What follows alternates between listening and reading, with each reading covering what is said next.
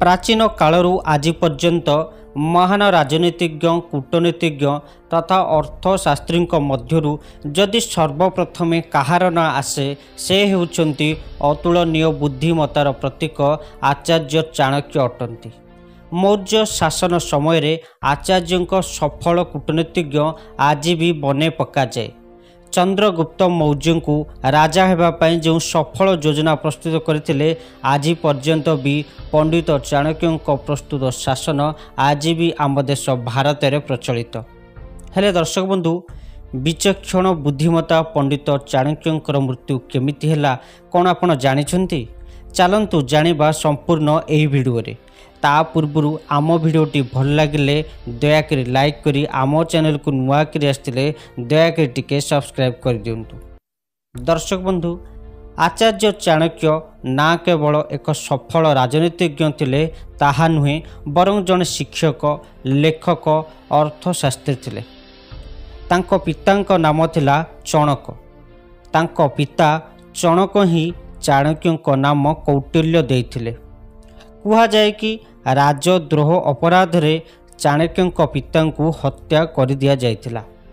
निजर परिचय लुचाइबा पाई निज नाम लुचेकी विष्णुगुप्त रखिदेइथिले चाणक्य, कारण मगधर सैनिक माने जेमिति चिन्हि पारिबे नाही।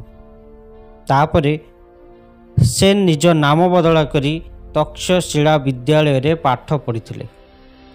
कुहा जाए चाणक्यों जन्म ख्रीष्टपूर्व 371 होइथिला।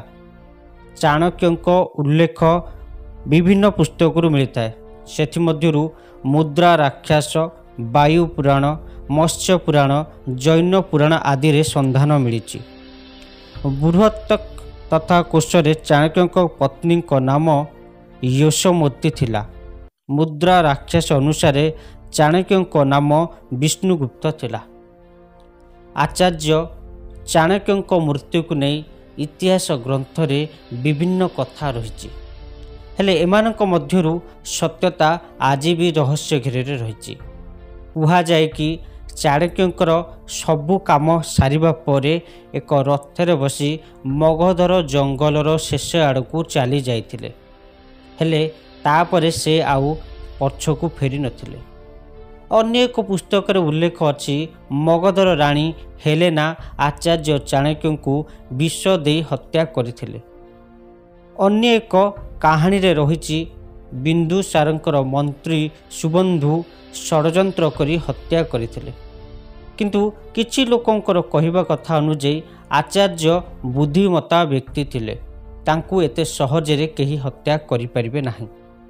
हेले दर्शक बंधु, आज पर्यंत इतिहास पृष्ठारे आचार्य चाणक्यों मृत्युर सठिक संधान मिल पारि नाही।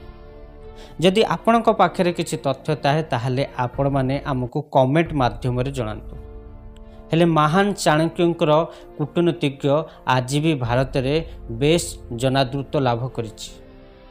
दर्शक बंधु, आमर ये छोट भिडियोटी जदि आपण को पसंद आछि दयाकोरी लाइक करी आम चैनल को जदि आपण माने नुआ करी आसते दयाकोरी टिके सब्सक्राइब कर दियंतु। भारत माता की जय।